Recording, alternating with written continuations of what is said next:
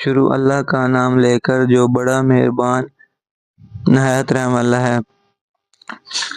بیان عزازیل علیہ الغتہ کا۔ تب عزرائیل علیہ السلام نے معذرت کی کہ یا رب، تیرے بندے مجھے دشمن جانیں گے اور گالیاں دیں گے۔ جناب باری نے فرمایا، اے عزرائیل، تو غم مت کر، میں خالق مخلوقات کا ہوں، ہر ایک موت کا سبب گردانوں گا اور ہر شخص اپنے اپنے مرض میں گرفتار رہے گا، تب تو اس کو دشمن نہ جانے گا۔ کسی کو درد میں مبتلا کر دوں گا اور کسی کو تپ دق میں اور کسی کو پانی میں غرق کروں گا۔ بعد حکم الہی سے فرشتوں نے وہ مشت خاک مابین طائف اور مکہ معظمہ کی رکھ دی، پس باران رحمت برسا۔ تب دو برس میں وہ خاک گیلی ہوئی اور چوتھے برس میں سیلابہ ہوئی اور چھٹے برس میں فخار ہوئی اور 8ویں برس میں آدم کی صورت بنی۔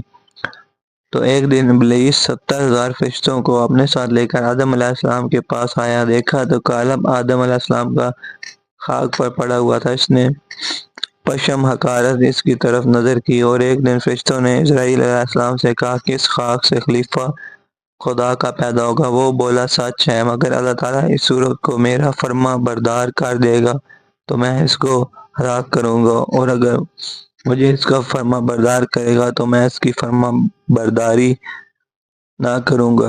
اور عبداللہ ابن عباس رضی اللہ تعالیٰ عنہ سے روایت ہے کہ ایک دن ابلیس علیہ الغتہ کالب میں حضرت آدم علیہ السلام کے داخل ہو کر ناف تک پہنچا تھا، بس بب گرمی اور تپش کے وہاں سے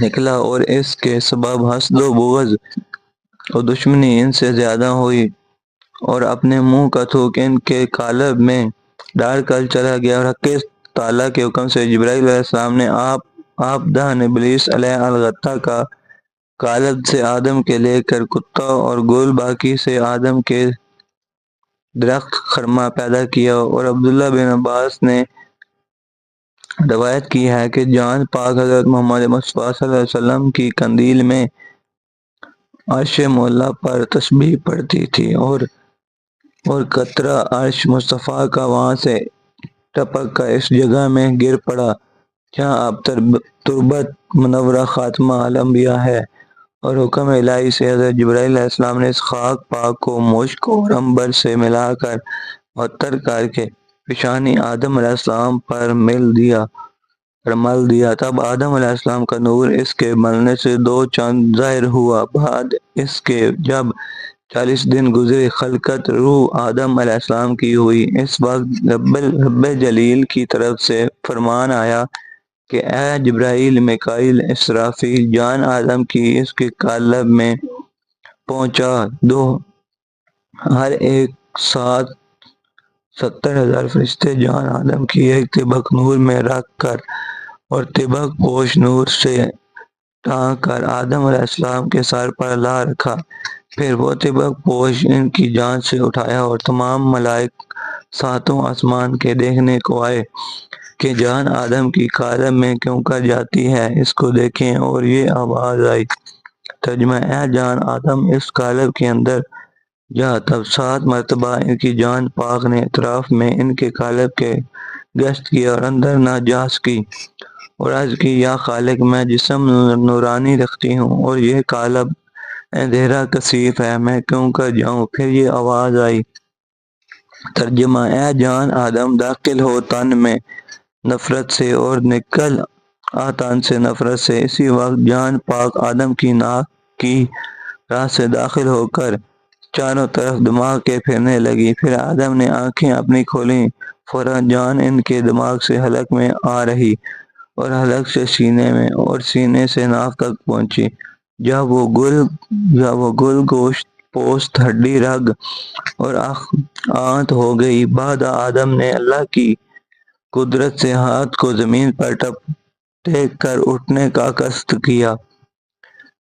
اس میں فرشتے بول پڑ اٹھے کہ یہ بندہ شتاب کار ہوگا کہ اب تک آدھا تن اس کا گل ہے اور چاہتا ہے کہ اٹھے، جیسے کہ اللہ تعالیٰ نے فرمایا، ترجمہ، پیدا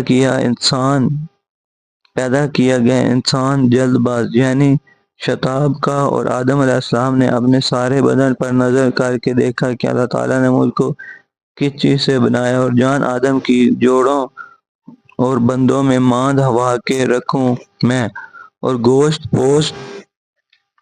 پوست میں سارے دن کے پھر رہی تھی۔